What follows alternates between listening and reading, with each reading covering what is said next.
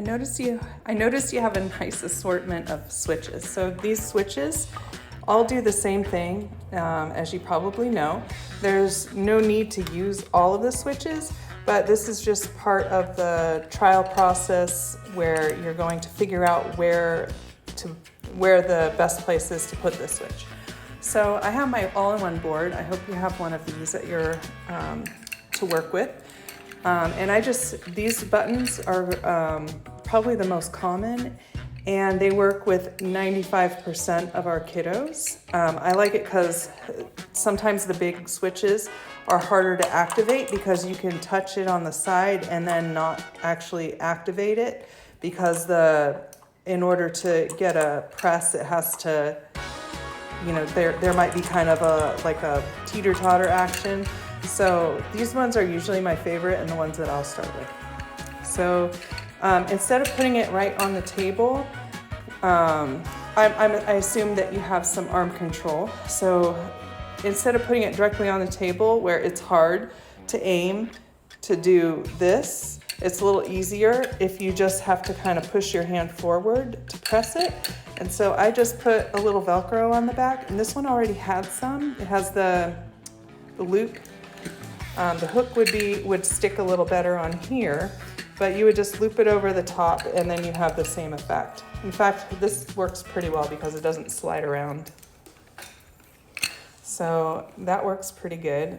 This one actually has a little bit of an incline to it, so this would also work for that purpose, but sometimes it's hard to get back off of the switch. So that's another reason I like this sort of a switch.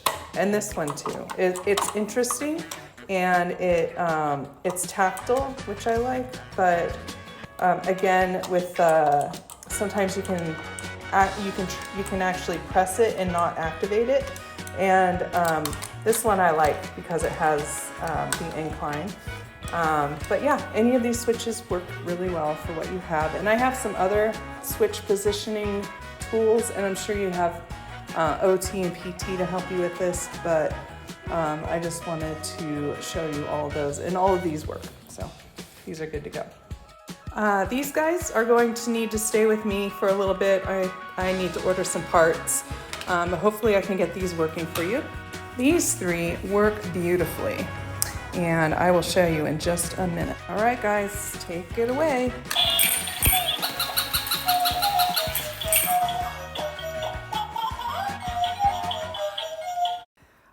I saw this one in your bag of toys and I was interested. So when I put the batteries in and found out that it did all of this, I hold on just a minute. I borrowed a stuffy from my son and I did a little surgery in the back here and I stuck it in. And you can do this, actually I kind of like this because you can just toss this in the washer if you have more than one student using these toys. So I'm gonna throw in a couple of toys that you can use this. And then I just safety pinned it because you're going to be supervising. And I'll show you how it looks. Okay, let's see what you do. And he's vibrating, it's really nice, and it's not quite as loud as it was before, but yeah, he's pretty cute. Last but not least, I have your step-by-step sequencer button. I just put a little tape on the bottom to keep the battery inside. I also have an additional battery because who the heck has 9-volt batteries anymore? And I threw in a couple of worksheets. So the first one is about how different ways you can use it. And some of these it's not about the language. I'm not concerned with understanding what's being said. It's more about the social interaction and the turn taking. So the student hits the button and then the adult responds, and then that should be motivation for the student to hit the button again. And then just a real basic way to get started is I like to do it as a way to gain attention. So I recorded some messages on here. It goes like this. So you can leave this in front of a student in a place where it's accessible to them, and they'll be able to hit the button and give a different message, and it makes people smile, and it makes them see the individual as a human, and that they want something and they have intent. And this is one of the most common intents that I have, and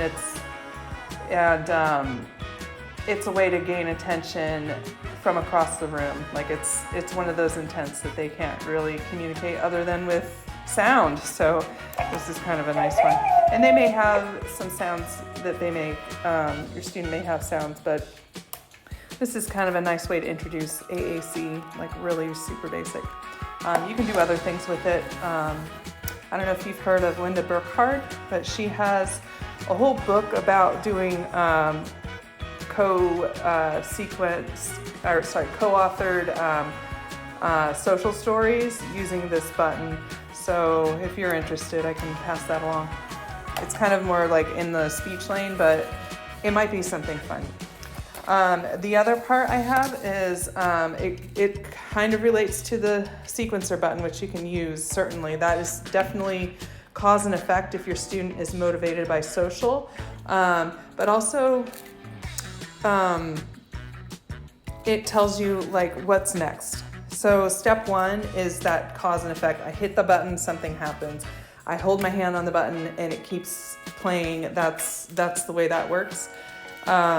It also kind of makes some ideas, like with a sequencer, you can do silly sounds and things like that. But it just basically lines it up, like what the skill is that you're developing, the cognitive skill, and then like some ideas of how to implement that, which you're already doing and you're on your way. And then what that eventually could look like is using one or two switches for communication or to play games on the computer. You never know. We just kind of keep it open-ended, but it shows you like all the steps.